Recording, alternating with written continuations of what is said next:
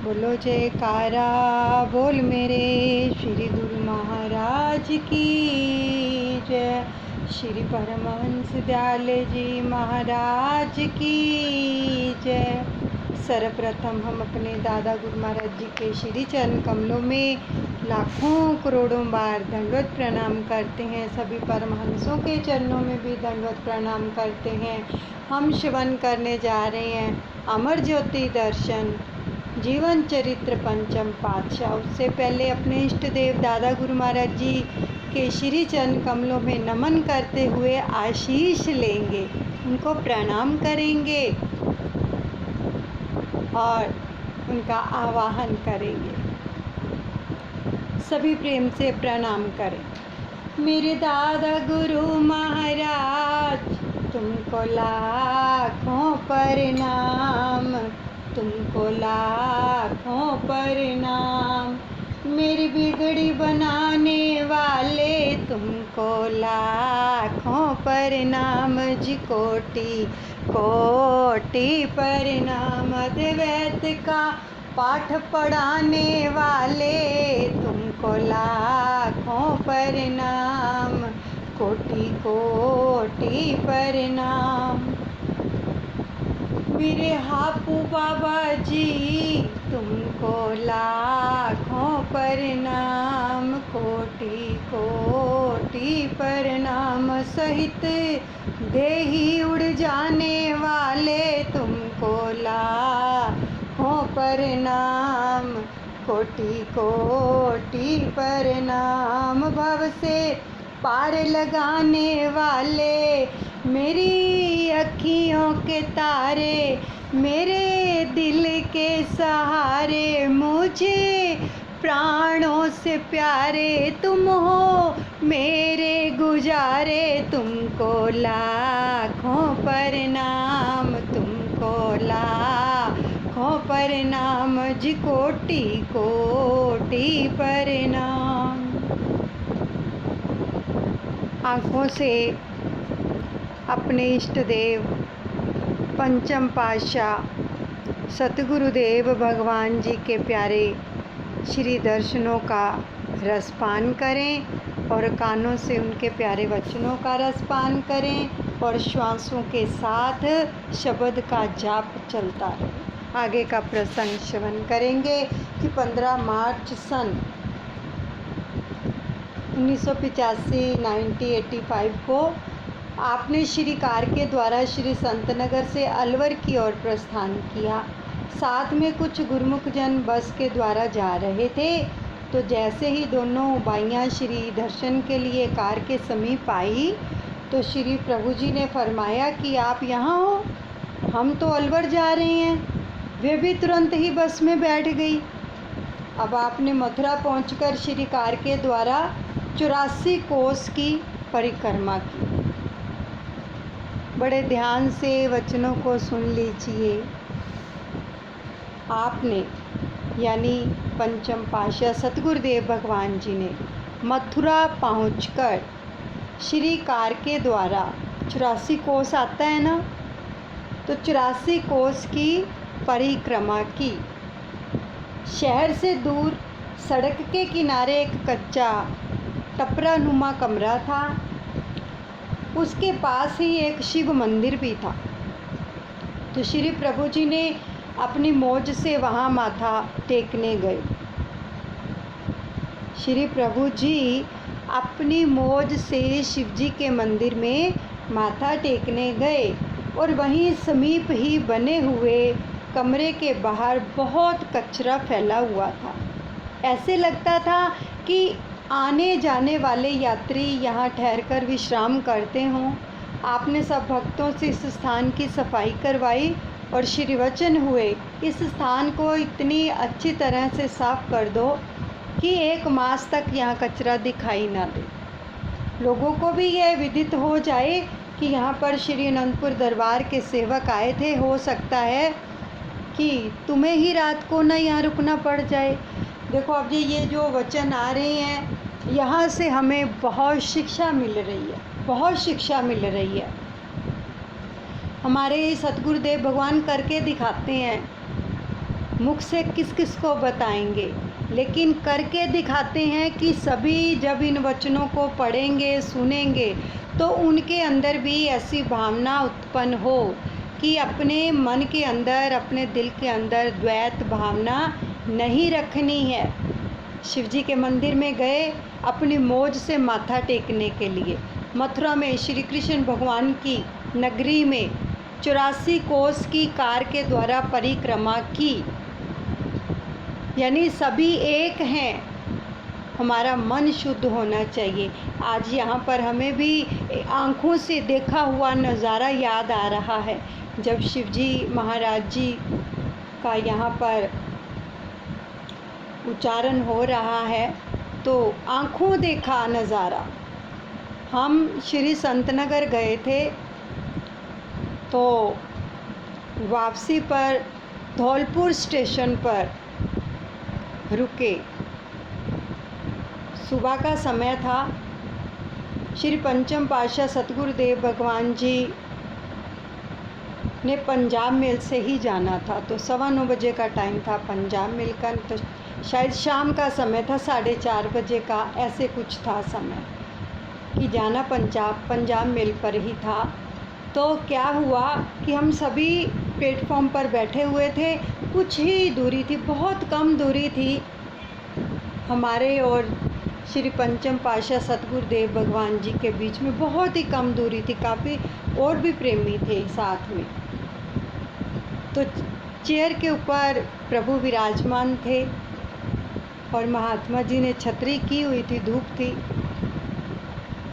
तो बैठे हुए थे, दर्शन दे रहे थे सबको और गाड़ी की प्रतीक्षा कर रहे थे। गाड़ी थोड़ी लेट हो गई तो मौज हुई, उठ के खड़े हो गए। तो आप भी देखना, धौलपुर स्टेशन पर ही शिव जी का मंदिर था, बहुत ही छोटा सा। महात्मा जी को साथ लिया, वो सब नज़ारा इन आँखों ने देखा तो आज याद आ गया। महात्मा जी को साथ लिया अपने और शिव जी के मंदिर पर चरणों पर चलकर गए। चरणों पर चलकर अंदर गए मंदिर के, माथा टेका और जो वहाँ का पुजारी था उसको कुछ सेवा अर्पण की, देकर आए। तो ये नज़ारा हमने अपनी आँखों से देखा था, आज वो ही नज़ारा याद आ गया। तो जब हमारे प्रभु ये सिखाते हैं कि सबको नमस्कार करो, देखो जिन जिन को भी आप नमस्कार करोगे वहाँ से आपको क्या मिलेगा? आशीर्वाद मिलेगा, आशीष मिलेगी। जैसे आप बड़े बुज़ुर्गों को नमस्कार करते, उनके फीट टच करते हैं तो बड़े बुज़ुर्ग आशीष देते हैं कि नहीं देते? देते हैं ना। तो इसी प्रकार जब हम सभी को प्रेम से शीश झुकाते हैं अपने ही सतगुरु का रूप समझकर, तो वहाँ से फिर हमें दुआ मिलती है, आशीष मिलती है, ब्लेसिंग मिलती है, आशीर्वाद मिलता है। पता नहीं कब किसका आशीर्वाद लग जाए, पता नहीं कब किसी की दुआ लग जाए। तो इसलिए आज हमें बहुत सुंदर शिक्षा मिल रही है पंचम पातशाह सतगुरुदेव भगवान जी के वचनों के अंदर कि जहाँ पर भी मंदिर, मस्जिद, गुरुद्वारा देखें, शीश ज़रूर झुकाएं कि उसके अंदर भी प्रभु ही विराजमान है। तो आपने वहीं पर विराजमान होकर जलपान किया और गुरुमुखों ने भी श्री दर्शन कर प्रसाद पाया और सब कार्यक्रम निपटाकर जब आप श्री कार के द्वारा वहाँ से प्रस्थान करने लगे तो अचानक ही वहाँ पर वानर और लंगूर समीप आ गए। तो श्री प्रभु जी ने उनको प्रसाद लुटाया। बस में बैठे हुए गुरुमुख यह देखकर हैरान हो रहे थे कि वे सब प्रसाद लेकर अपने आप ही एक तरफ होते जा रहे थे। कार धीरे धीरे आगे चलती जा रही और आप मुस्कुराते हुए प्रसाद लुटाते जा रहे थे। तो पास में बैठे हुए महात्मा जनों को फरमाया कि देख लो, यह सब वही त्रेता युग की वानर सेना है कि राम रूप में अब संत रूप में आए हैं। पहले राम रूप में, अब संत रूप में आए और वानर सेना भी आ गई प्रसाद लेने के लिए। देखो, और देखो यहाँ पर एक और वचनों को पकड़ो कि जब श्री पंचम पातशाह सतगुरुदेव भगवान जी ने फरमाया कि मंदिर के बाहर बहुत कचरा फैला हुआ था कि सफाई कर दो, यहाँ पर भी हमें शिक्षा मिलती है। हम भी जब भी कहीं आश्रम पर जाएं, गुरुद्वारे जाएं या मंदिर जाएं, अगर आपको कुछ कचरा दिखे तुरंत उठा दो और उठा के डस्टबिन में डाल दो, क्योंकि साक्षात वचन फरमा रहे हैं प्रभु। और जब तक हम इन वचनों को हृदय में धारण नहीं करेंगे ना, पढ़ने और सुनने का हमें कोई लाभ नहीं मिलेगा। इसलिए वचनों को पकड़ना है। इसलिए कहते हैं कि कॉपी पेन लेकर बैठा करो, जो मेन वचन आते हैं उनको लिखते जाओ और हर अपने हृदय में अंकित करते जाओ कि पंचम पातशाह सतगुरुदेव भगवान जी ने क्या क्या वचन फरमाए, हमें उन पर अमल करना है। तो थोड़ा आगे जाने पर मार्ग में वहाँ रहने वाली स्त्रियों ने आपके तेजों में मुखमंडल की ओर सहज में ही आकर्षित होकर गेहूं की कुछ हरी बालियां भेंट की, क्योंकि सतगुरुदेव भगवान जी का रूप सबको पता है कितना मनमोहक है। पंचम पातशाह के जो भी दर्शन करता सच में वो उन्हीं पर मोहित हो जाता। इतना सुंदर स्वरूप, बड़े बड़े विशाल सागर की तरह नयन, गुलाबी होंठ गुलाब की पंखड़ियों की तरह, और चेहरे पर जो नूर, उसका तो बयान ही नहीं किया जा सकता। तो आपने सहर्ष उनका भोग लगाया और श्री कार कुछ ही दूरी पर पहुंची थी तो देखा कि एक आदमी एक रीछ को लेकर जा रहा है। एक आदमी था, एक रीछ को लेकर जा रहा था। श्री कार को देखकर वह रीछ खूब जोर जोर से नाचने लगा। तो आपने कार रुकवाकर उसे प्रसाद दिया। ना जाने कौन कौन सी रूहों की कितने जन्मों की पुकार होती है जो श्री प्रभु जी अपनी असीम कृपा करके कोई ना कोई कारण बनाकर उसे पूर्ण करते हैं, यानी उनका उद्धार करते हैं उस योनि से। तो इस प्रकार सफ़र तय करते हुए आप अलवर के समीप पहुंच गए। तो यहाँ से दोनों बाइयाँ अपने आश्रम में चली गई। तो वहाँ एक प्रेमी भगत जो डॉक्टर था, श्रीकार उसकी दुकान के पास आकर वह भगत विनय करने लगा कि श्री गुरु महाराज जी अपने पावन चरणों से मेरे ग्रह को पवित्र करें, मुझे कृतार्थ करें। आपने फरमाया हम अभी कुटिया पर जा रहे हैं, हमें अभी कुटिया का सीधा रास्ता बताओ, वापसी पर तुम्हारे घर अवश्य आएंगे, वापसी पर आएंगे। तो आपके शीघ्र आगमन की खुशखबरी पाकर आश्रम में गुरुमुखों ने इतनी साज सज्जा की कि सब देखते ही आश्चर्यचकित हो गए कि यदि इसे 1 मास तक करते रहते तो भी संभव ना होता। आश्रम से बाहर गुरुमुख प्रेमी जो थे प्रतीक्षारत नयन बिछाए खड़े थे। दूर से आती हुई श्रीकार को देखकर ढोल नगारे व शहनाइयाँ बजाने लगे।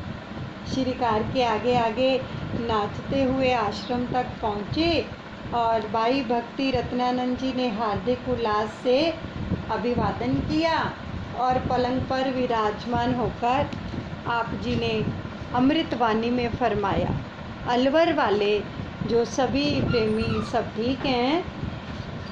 सभी ने उच्च स्वर में जयकारे लगाए।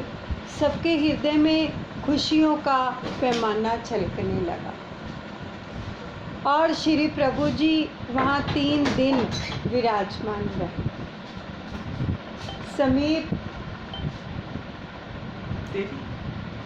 समीप एवं दूर दूर से प्रेमी जन उमड़ उमड़ कर वहाँ पहुँच रहे थे।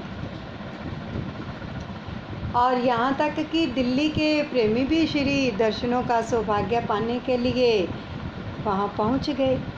तो यहाँ पर अत्यधिक संगतों के आने और ठहरने व भोजन की सुव्यवस्था का प्रबंध टेंट लगाकर किया गया।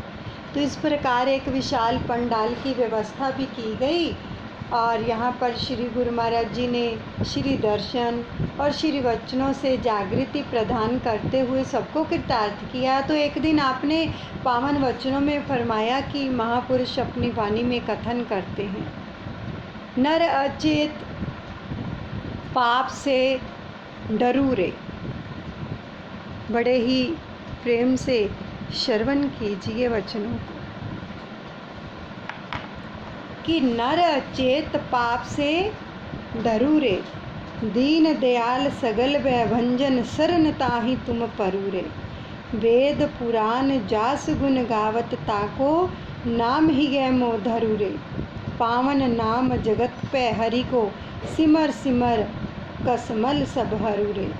मानस दे बहुर नह पावे, कछु पाए मुक्ति ना करू रे। नानक कहत गए करुणा में, भव सागर के पार उतर रे। हे परमादि जीव, पाप कर्मों से डर, उनकी ओर से मुख मोड़, उस सच्चे मालिक की शरण में जा जो दीन दुखियों पर दया की दृष्टि करने वाला है, जिस पर परम पिता के गुण गाते हुए वेद पुराण भी नहीं थकते हैं। तो उसका सच्चा नाम हृदय में बसा। इस संसार में केवल नाम ही पापियों को पवित्र करने वाला है। तू भी उसका सुमिरन करके अपने मन पर चढ़ी हुई जन्म जन्म की मैल को दूर कर ले। यह बहुमूल्य काया फिर नहीं मिलेगी, इसलिए अभी नाम की कमाई करके भव से पार उतर जा। तो इस रहस्य को जिसने समझ लिया वह गुरुमुख बड़ा भाग्यशाली है। वह शब्द की कमाई करके नर से नारायण बन सकता है। इस लाभ की तुलना संसारिक पदार्थों से नहीं की जा सकती। संसार व माया की मलिनता, छल कपट आदि विचारों से स्वयं को मुक्त करना है। पवित्र और विशुद्ध मन में ही प्रभु के दर्शन हो सकते हैं। दिल का हुजरा साफ कर जाना के आने के लिए, ख्याल गैरों का हटा उसके बिठाने के लिए। कितना सुंदर है ये वचन। संतों के दरबार में यही शिक्षा दी जाती है कि यदि परमात्मा को हृदय में बसाने की आकांक्षा है तो अन्य वस्तुओं की चिंता छोड़नी होगी। सत्पुरुषों की संगति में रहकर मनुष्य क्रियात्मक जीवन बनाता है, जिससे मन दूसरे विचारों से रिक्त हो सके। सत्संग, सेवा, सुमरन, ध्यान, भजन आदि ये साधन इसीलिए हैं कि सुरति निर्मल हो, तो उसमें इष्ट देव की छवि बस जाए। संसार का प्यार या माया किसे कहते हैं? जो जीव को ईश्वर से विमुख कर दे।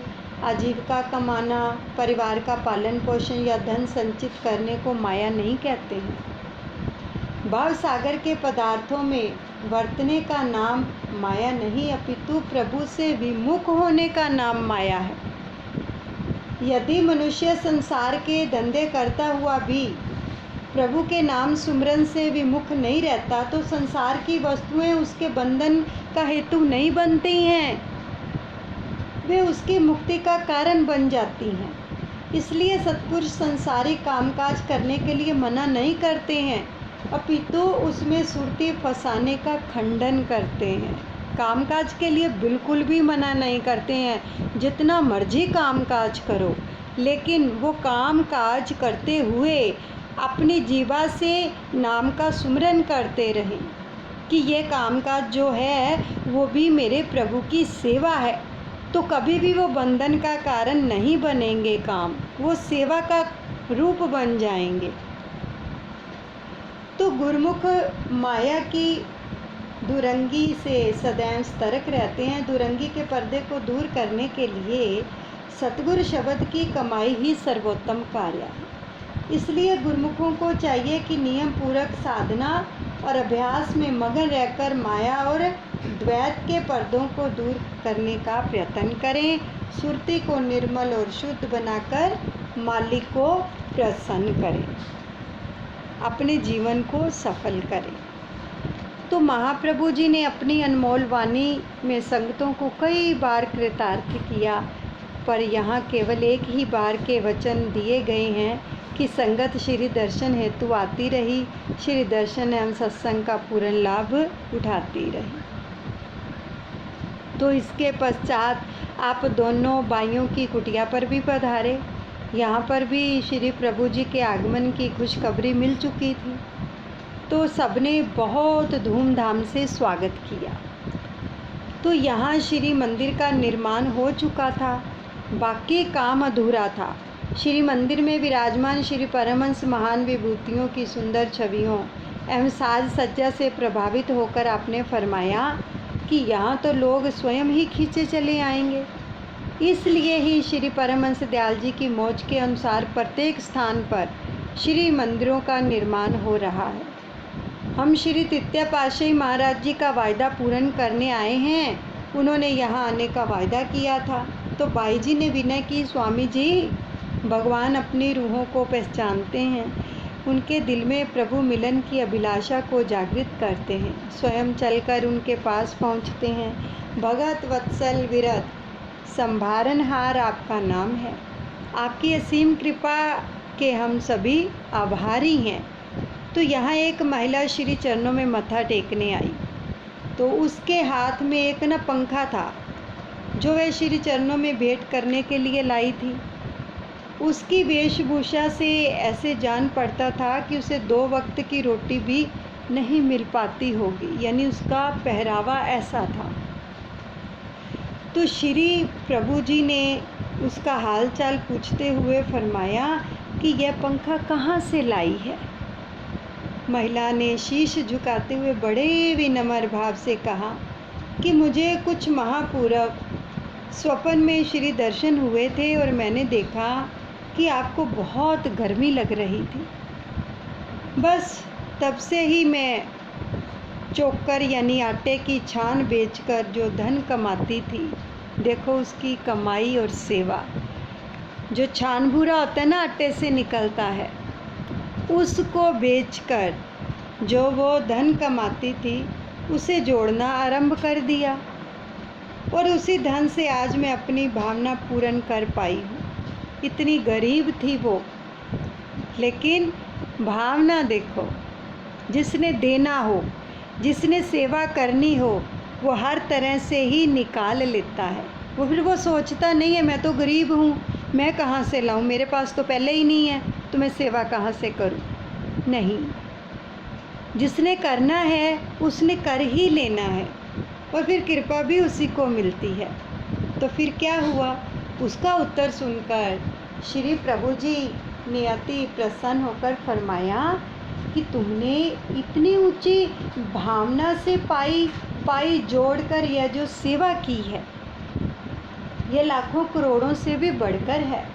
उसे खूब आशीर्वाद प्रदान कर आपने उसे निहाल कर दिया। प्रसन्नता मिल गई, सतगुरु की कृपा मिल गई।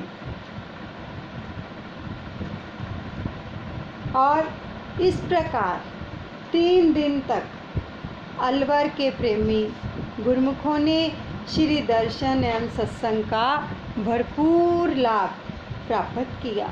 भक्ति की अनमोल संपदा को एकत्र कर आपने जीवन को सफल बनाया और आपने वहाँ से पुनः श्री संत नगर में कृपा फरमाई।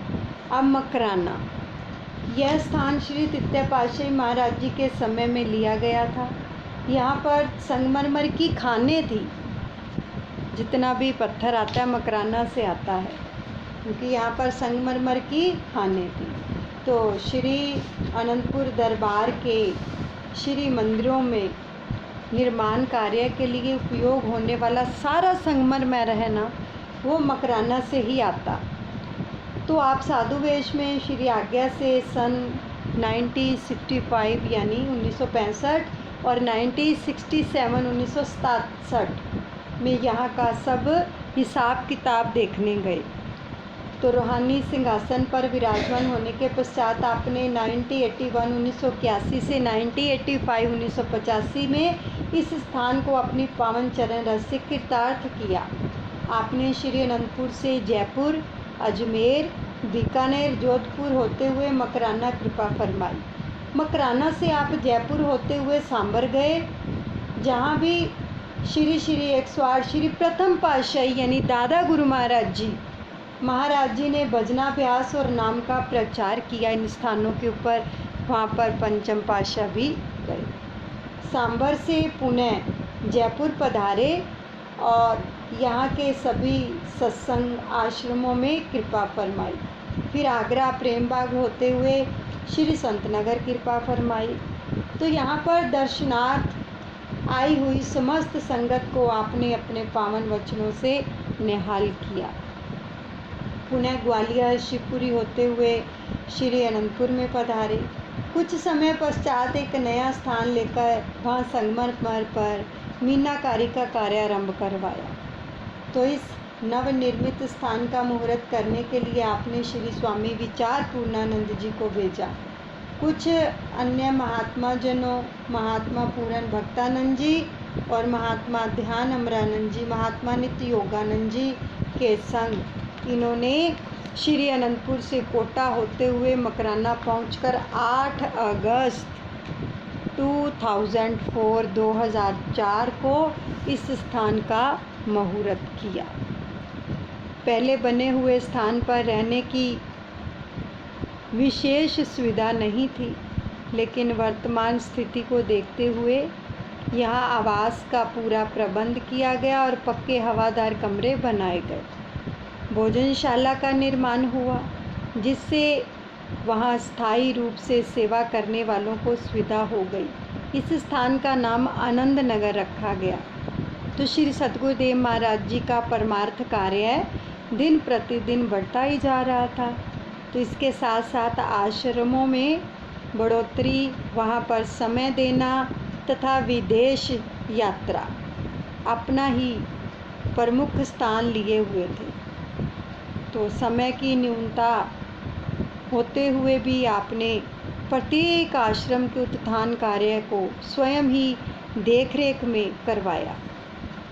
स्वयं के अनुरूप श्री मौज प्रकट करके उसे पूर्ण करते।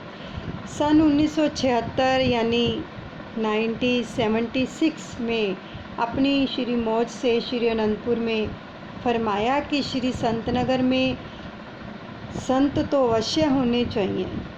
उस समय यहाँ अधिकतर गुरुमुख भगत वेश में ही थे। तो आपने वहाँ के प्रबंधक भगत भगवान दास जी तथा भगत बैजनाथ जी को बुलाकर साधु वेश प्रदान किया। उनका नाम महात्मा अनमोल दयानंद जी और महात्मा अनमोल विचारानंद जी रखा। तो उन्हें श्री संतनगर में अपनी अपनी सेवा पर जाने के लिए श्री आज्ञा दे दी। साधु वेश समागम। महाप्रभु जी के श्री चरणों में कुछ वर्षों के पश्चात प्रबंधक महात्मा अनमोल दयानंद जी ने विनय की, महाराज, श्री अनंतपुर में जब गुरुमुखों को साधु वेश मिलता है तो उस समय वह उत्सव पर्व के समान आनंद और खुशियाँ लौटाता है। तो उस समय श्री तृतीय पातशाही महाराज जी की पुरातन स्मृतियाँ, अलौकिक लीलाएं वर्तमान में जो थी मुखरित हो उठती हैं। हमारी भी यही अभिलाषा है कि संतनगर में साधु वेश प्रदान कर महात्मा एवं भाइयों अर्थात साधु मंडली का नज़ारा उजागर करें। तो श्री वचन हुए कि महात्मा जी, हम श्री परमहंस दयाल जी के आदेश के अनुसार यानी दादा गुरु महाराज जी के आदेश के अनुसार जहाँ पर जिस समय जो कार्य करना होता है वही करते हैं। पंचम पातशाह सतगुरुदेव जी फरमा रहे हैं कि दादा गुरु महाराज जी जो आदेश करते हैं हम उन्हीं के आदेश के अनुसार ही जिस जब समय जो कार्य करना होता है ना, वो आदेश देते हैं तब ही हम करते हैं। अवश्य ही आपकी मनोकामना भी पूर्ण होगी और निकट भविष्य में यह कार्य संपन्न होगा।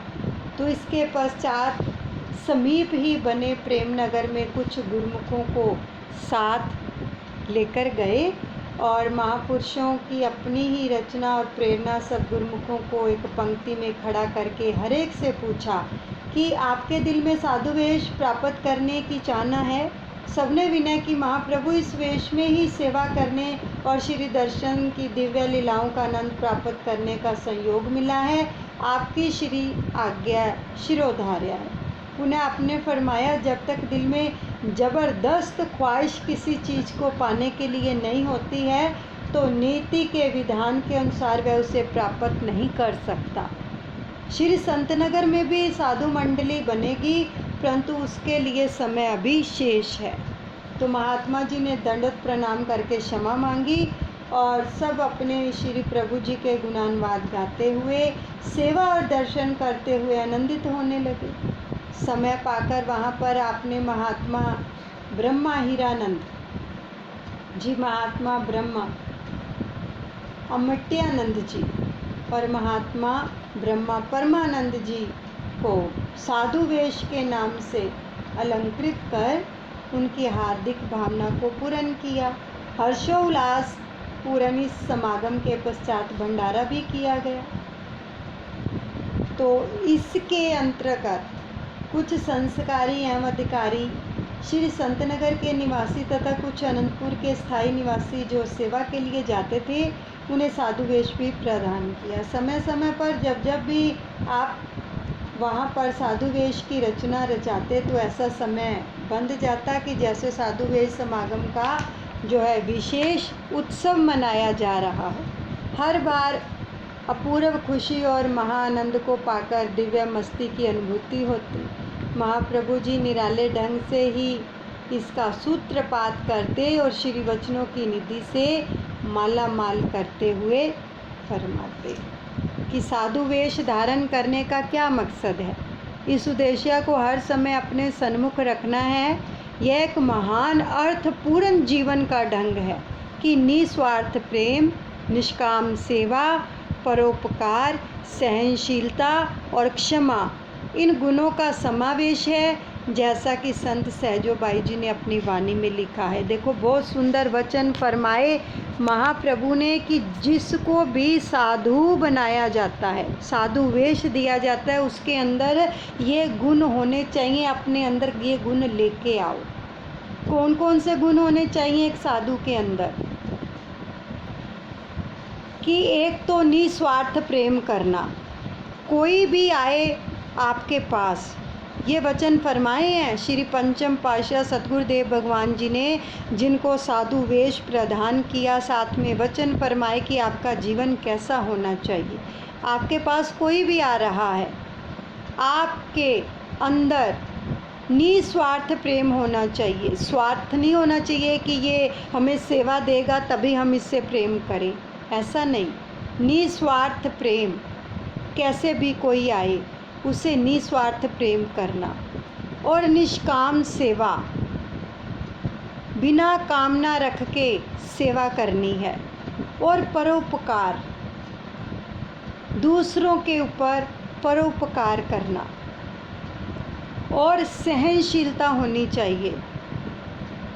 कैसी भी परिस्थिति आ जाए, कोई भी आपसे कुछ भी कह रहा हो, आपके अंदर इतनी सहनशीलता होनी चाहिए कि आप मौन रहें। और क्षमा, कि किसी को क्षमा करें। कोई गलती कर देता है, उसको क्षमा कर दो। ये सब गुण जो हैं, इनका समावेश एक साधु के अंदर होना चाहिए। ये वचन फरमाए। यहीं पर हम सत्संग को विश्राम देते हैं।